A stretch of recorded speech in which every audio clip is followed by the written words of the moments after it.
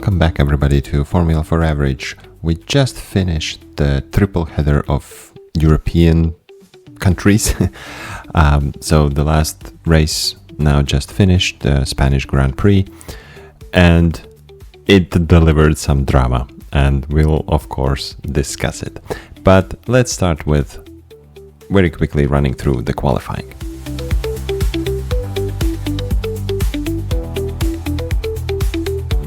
So the main thing from qualifying, of course, is McLaren's performance. You can't take that away from them. Awesome performance from Piastri, of course, and then second Norris.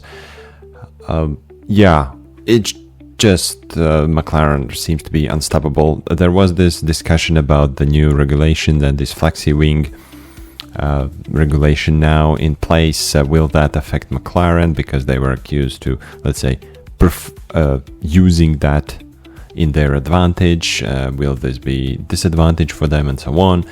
It turned out that it's not. At least in the qualifying, they were strong. They delivered when they needed to deliver, so nothing could stop them there, and it just proves that they still have the best car on the grid, and then it's a matter of drivers, can they deliver with that car? And in this case they could, and they did. So it was great to see clean sweep by both of the McLarens, and this was a strong, let's say, strong message for the race. From the qualifying, of course, I must say that there is two disappointing things. One is still Tsunoda. Yuki cannot perform. I'm sorry to see that he's going in the same footsteps as Perez, as Lawson, and there's just one car at the moment performing from Red Bull side, and that's Verstappen, of course. So yeah, I don't know what's happening with Tsunoda. It seems that, as I said, he's going the same pathway. He's losing confidence. He's not there. The qualifying races, the qualifying pace is bad, and it's just sad to see. And the Red Bull has a problem. They have a problem, and I'm not sure how they can fix it. One solution, of course, then everybody starts to talk about that. Let's put Hadjar in the Red Bull and whatnot. But I don't think that's the right approach, because putting Hadjar there, that would just jeopardize him. I think it's way too early. Yes, he's performing good. Yes, he's competitive. Yes, he's scoring points for RB. But I believe that truly putting him into Red Bull would just be another career destroyer move. And I don't know. They are they are in trouble because they cannot score good championship points with just one car. And we know what happened in Spanish Grand Prix. We'll discuss it later. But at the end of the day, Red Bull just scored 1 point during this weekend, and it's just awful for them if they want to keep their championship fight alive, at least for P2 in the constructors. At the moment, it seems like they will not be able to do that. So, poor performance from Tsunoda, and nothing else I can add there. It seems that he was also not understanding why he's so slow, and it's I'm sorry I said that's it, but it's a little bit of a resemblance of what happened last year with Perez. He was also like confused all the time, don't know what happened, don't know where's the pace, and now the same message coming from Tsunoda, that I don't know what's happening, I can't explain why I'm so slow, and so on. So obviously the car is built for particularly one driver, and while that car was superior than others, then both cars could score points and win championships and so on. But now when the fighting field is leveled up, and McLaren has the superior car, now only Verstappen can perform with that car. And as I said, it's a real problem for Red Bull, which they need to solve. And it seems that they don't have a solution at the moment. Another thing from qualifying, what's actually now looking back at how the race turned out, it was interesting decision from Leclerc, because at the point when that happened, I didn't understand what's happening, because there was only one run from Leclerc in Q3, and then he just got out of the car. It was, I don't know, 7 minutes left in the session or something like that, and he just jumped out of the car and said that basically that's it. I didn't understand at that moment what it meant and why they did it, but now after listening to some interviews after the race and everything, I understood that it was just the plan. It was planned to save one set of soft tires for the race, and they did it, and they actually executed it well, because looking where Leclerc finished in the race, and he qualified P7, finished P3. Of course, yes, the safety car helped him, but nevertheless, they had the tires saved. It was a strategy to how to climb up during the race by saving one set of soft tires, and it worked very well for them. Great plan on the other side. Hamilton, which qualified P5 and finished P6, I believe, and lost at the end after the restart, safety car restart, to Hülkenberg. Of course, looking back and saying that basically Leclerc and his engineering team did the right choice, made the right decision. So yeah, interesting thing from the qualifying. I didn't understand, as I said, at that time, but looking at the overall weekend performance and the result, yeah, I can say it. I guess that was the correct call. And the last thing from qualifying, what I want to mention is Stroll. Unfortunately, he was not able to start the race because he was unfit. Unfit in the sense that he had some, I don't know, hurt in the hand or in the wrist. Apparently, it's the same issue, or from the bicycle crash which he had before 2023 season. So now some kind of issues come back with his hand. I don't know if this is something persistent that he's been struggling with all the time, and now he just cannot take it anymore, or it's just something that popped out now. Don't know. But as he participated the qualifying, and then basically was said to be unfit for driving, then he was not able to start the race, and Aston Martin was not able to replace him, because the rule says that if you want to replace someone, he has to be qualified for the race, and as the qualifying was already done with Stroll, and then he backed out, so it means that they cannot replace or place anybody in the position, because they had the reserve driver there, but they were not able to use that, and unfortunately, so they only started with one car. Yeah, I guess that's all from qualifying. So let's go to the race and let's discuss that.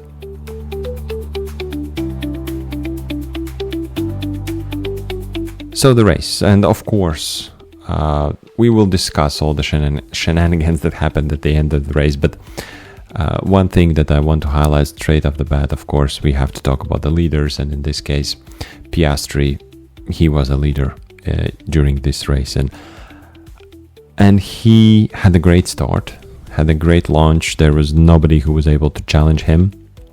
Russell, sorry. I forgot the name. Norris was did not have a great start. On the other hand, he was fighting basically Verstappen and Russell in turn 1. Of course, Verstappen took P2 in turn 1.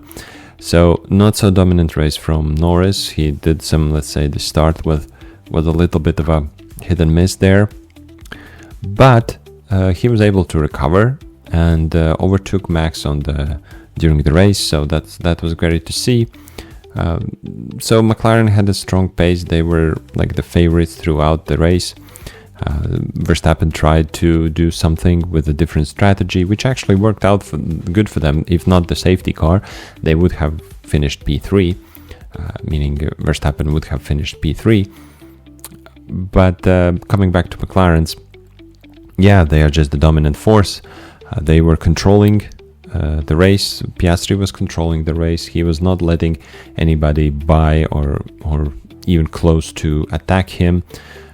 In the first couple of laps, it seemed that Max was able to follow him and was even trying to attack him. He got down below 1 second, had the DRS 0.67 seconds or something like that, but never actually was able to execute the overtake. So yeah, Oscar, when he needed, he picked up the pace, just drove away from the competition, was controlling the race, even with all the hectics. And he, with everything that happened at the end of the race with the restart and the safety car, he was controlling that, and he had a great restart. Nobody was able to challenge him. So good race from Piastri. He now again extends the championship lead. So good for him. Calm, complete driver once again, and he's a real competitor, and he's a real challenger now for the championship. I think everybody was sort of, as I already mentioned, afraid about how this non-flexi wing rule now would affect McLaren's. It seems that it does not much affect them, so they are still in the competition, they are still the strongest, and Piastri can continue to win races. And potentially, well, let's not jinx it. At the moment, step by step. So he's now doing a great job, having 5 wins this year. So good to see that, and yeah, looking forward what he can do next. The other thing, of course, that we have to discuss was the madness or shenanigans, what happened at the end of the race. And here, of course, I talk about Verstappen, and it was a chain reaction, I think, on different things that happened, obviously. So it was the fact that, first of all, Max took the pit stop during the safety car, as Red Bull did not have any soft or medium compound tires left. They put him on the hard tire. He was not happy about that. Then on the restart, because of this, he lost it in the last corner. Good that he saved it. That was great to see, but otherwise he just lost out. Leclerc was able to overtake him, and on the same time also Russell was almost able to overtake him. So he was side by side in the braking, in the apex. There were some online videos already. You can see that his front axle, meaning Russell's front axle, was between Verstappen's front axle and mirrors. So basically Russell was not ahead, but he was side by side, a little bit behind Max, but far enough so that he is eligible to claim the corner, basically. So, of course, you can argue, and probably there will be a discussion and some investigation ongoing, I think, as I record this. But in the first glance, so it was Russell's corner, and also the team then later suggested to Max, please give back the place, basically, because we think that there is a penalty coming. Verstappen argued, and then he did his Verstappen madness moment, and I think nobody wants to kind of call it, but well, I can tell it, I guess. I think he deliberately ran into Russell, and I think it was a bad move. And as some people were already commenting, that this is not the behavior of a champion. I get it that he's frustrated. It's adrenaline in the moment, and he's, as I said, frustrated with multiple things. He has the wrong tire, he's losing places, and then his team tells him to give up the place, and all of this comes together, and then he just loses and runs into George. And anyway, I think that kind of a behavior, that he might not agree with everything that happens. He might not agree with the team. He might not agree with the stewards, whatever. It doesn't matter. You cannot run deliberately into another driver. It's just reckless. It's dangerous, and it's not an example. And I think this is the most frustrating part about all of this. If you are a Verstappen fan, you're not a Verstappen fan, it doesn't matter. But this kind of a behavior you cannot justify, because this is just dirty racing, and this kind of a approach and this kind of a behavior on the track is just not acceptable. And I think, in my opinion, I don't know the rule book by heart, but I think that 10-second penalty for causing a collision, okay, fine. But you can cause a collision unintentionally. But in this case, I think he caused it intentionally. So I think 10-second penalty is a very soft penalty, in my opinion. I don't know the rule book and what are the potential penalties that could be assigned for this kind of a behavior. But I think that disqualification from this race could be applicable in this case.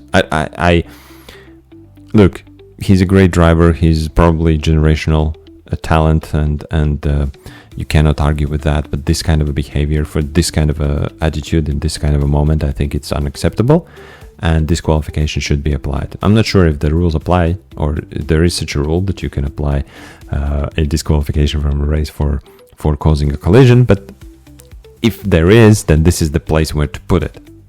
And I know it's not the case, and probably this will not happen. He already got the 10-second penalty. And this is it. He because of that penalty, he was classified P10. So overall, of course, you can argue that he already has this penalty, and also George in the post-race show or post-race interview said that Max was P4, he was P5 at the end of the race. He's P4 and Max is P10, so penalty well deserved. But in this particular case, I think that the penalty is not strong enough. That's my opinion. So, yeah, I think that was the sort of highlight and the talking point of the race. But other things, of course, needs to be mentioned, that this was an awful weekend for two teams, I think. And those two teams are Mercedes and Williams. And as much as Williams looked very promising in the last couple of races, they scored points, even double points in Monaco, and it was looking good for them. They were in an upward trajectory, but this particular weekend went very bad for them. Qualifying was bad, and then Albon had the issue with the gearbox, and then because of that he had a bad start. And then he had this crash, changed his front wing, then another crash, and ultimately was forced to retire. And Sainz had a bad qualifying, had a bad race, and ultimately also P14. So no points for the Williams for this weekend, and really sorry for that, but it's just awful. And I hope that in Canada they will do much better. And as I said, the other team Mercedes, very bad. Well, you can argue very bad. Russell was ultimately P4, so in the sense that they still collected some decent points, but Antonelli had an engine failure, so he DNF'd. So that's hard on Antonelli, because now he has 3 races without any points. And it's just bad, and basically a triple header for Antonelli to forget in a nutshell, I think. And he really needs some kind of a bounce back in Canada, or anytime soon, because this has been a bad streak for him. So yeah, On the positive side, still needs to mention, of course, a little bit of a right time, right place situation, but Hülkenberg finished strongly P5. This is the best finish for him and for the team for this year, not just this year. I didn't look it up myself. I just heard this fact that it's best finish for Kick Sauber or the Sauber team since 2022. So good for them. It was good to see that they were able to collect a decent amount, 10 points basically he collected, and it's just a good morale booster. And actually, yes, with the safety car, of course, it helped them. They were in the new set of softs, so they were able to overtake Ferrari, which looked epic. But yeah, nevertheless, they had a great race, and even without that safety car, they were targeting P8 with Hülkenberg. So nevertheless, it was a great race for them. But they were there to collect the points when it was necessary, and it's great to see. And I hope that this again, any team that progresses, I think it's a good sign, because it just makes the competition more interesting. And it was great to see that Hülkenberg in this case was the sort of the black horse, and he was able to collect those huge amount of points. And then previously, of course, we know it was Williams. So it's good to see that these midfield or lower field teams are able to score big points, and it gives hope for the interesting championship. So that's great to see, and that's the positive out of these races, when these smaller teams are able to score big points. So I'm really happy for that. Another good, happy sort of situation or happy outcome, whatever you like to call it, was Alonso. Home hero was able to finally, in this 9th race of the season, was able to score his first points. So he's not pointless. It doesn't sound good. So he's not without points anymore. So he has collected a couple of 2 points, 9th place because of Verstappen's penalty. But yeah, good to see that. He was also happy about the result. He was not happy that the car is not competitive in straight lines, and he said that the straight line speed was awful. But overall, decent race. He was very racy and feisty in the first couple of corners and the first laps with the same Hülkenberg. They both went at it. They had a great scrap in I think it was a lap 2 or something. So it was great to see that they are able to fight for some decent points. So yeah, that's good. And knowing that Aston Martin had not had the best car and the best situation in the last couple of races, it's good to see that at least they picked up some small points. And the last thing or last team from the race, which I want to mention a little bit, I already touched on the Leclerc story and how he was able to capitalize the saved tire set for the race, and it's a great strategy for him. On the other side, Hamilton, he just looks unfortunately he looks bad, and he did not have a pace in the first stint, and he was asked to swap positions with Leclerc. Of course, yes, he was on a different strategy. However, does not look good. And also at the post-race interview, he was basically, you could see that he was devastated and he was not happy, and he's just said basically that he was just down. He said that basically he said, I have nothing to talk about. I have nothing to learn from this. It was just an awful weekend. And actually, last couple of races in Monaco, they look good. They look decent in Ferrari, but other than that, they have not been able to perform on a good result, on a good level, and especially Hamilton has been lagging behind his teammate, and he's still lagging behind his teammate. So not looking good for 7-time world champion. But it is what it is. They have to move on. Ferrari is not a championship winning car this year.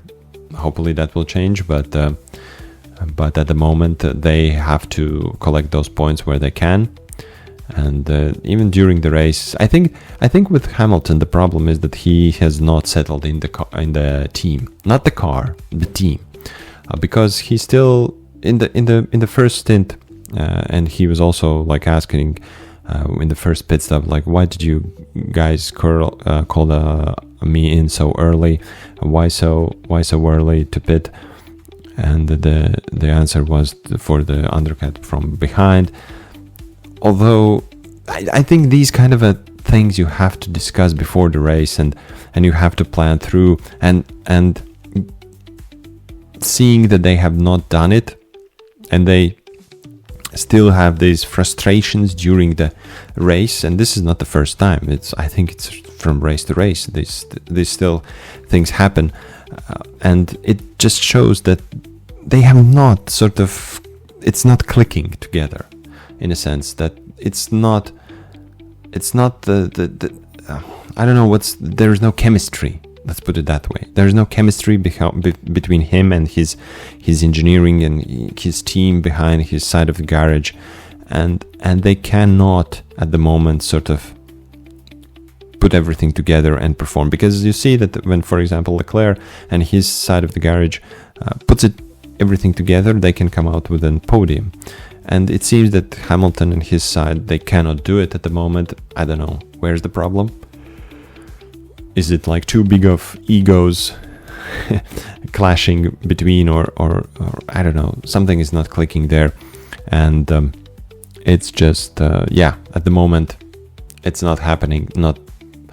He's not able to put it together. So overall, and of course, he was frustrated at the end that he had to lose the fight for two kick Sauber, meaning Hülkenberg, so that was not also a good booster of morale. And overall, it's just not great for Hamilton, unfortunately. Also bad weekend for Haas, partly for Alpine, although you can argue that yes, good, bad. One Alpine was Gasly, meaning he's in strong points, collected 4 points from this race, P8. But overall, Alpine is not there, and the Alpine, the second driver, it's the same as for, I guess you can draw parallels to Red Bull, when the second driver is not performing the way he should. So it's unfortunate. But it is what it is, and we have to wait and see what Alpine will do, what Red Bull will do with their second drivers, because at the moment it's not good. So that's it from this race. Let's very quickly look at the championship. So of course, Piastri winning this race, he extends his lead now to 10 points. So he has 186, and Norris has 176. Then comes Verstappen with 137, and then Russell with 111. So that's the top four, and then we have Leclerc, Hamilton with respectively with 94 and 71, and then there's a bigger gap to Antonelli with 48 points. Yeah. So with this performance, Hadjar was able to jump, I think, 1 or 2 places in the drivers' championship, and big jump, of course, from Hülkenberg, who now is sitting in 11th place in overall standings. So good for him. He had 6 points. Now he added 10 more, so he has 16 points and now sitting at P11. Looking at constructors, nothing you can do to the strong team, right? So they are extending their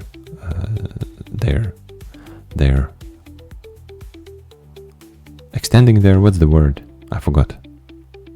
Their difference, whatever. They're extending their lead. Yes, remembered. Extending their lead to Ferrari, which now is in 2nd place. And Ferrari, actually, with this relatively bad weekend in a way, they still managed to jump from P4 to P2. So now they are 6 points ahead of Mercedes now, because Mercedes had a relatively bad weekend, and also Red Bull had a very bad weekend, as it turned out at the end. So Ferrari now has 165 and Mercedes 159, and then comes Red Bull with 144. So this three-way championship battle between P2, P3, P4 is still wide open, and any race can change that, as we saw from this case. Red Bull did very bad, and they dropped to P4 now. So that's it about this weekend. It was an interesting race, I would say. Of course, the end made it very spicy and very interesting, but overall it was also interesting because it had a lot of pit stop strategies, and with 3 pit stop strategies and the different strategies across the field, it was interesting to see and interesting to follow, and it was a real classical F1 race, which made it actually very interesting and enjoyable to watch. And I'm sure that Canada will bring us also. So in 2 weeks now, 2 weeks time, Canada and different continent, going to North America, of course. And Canada always brings in interesting races and interesting strategies. And we remember last year when Lando did his sort of basically lost his victory after the pit stops on the fresh tire when there was a changing conditions. So Canada always delivers. So I think that this will be a very interesting race also. So 2 weeks now, 2 weeks time now for the next race. And see you in the next podcast after the next race. So thank you very much for listening. Stay safe and see you in 2 weeks. Thank you and bye bye.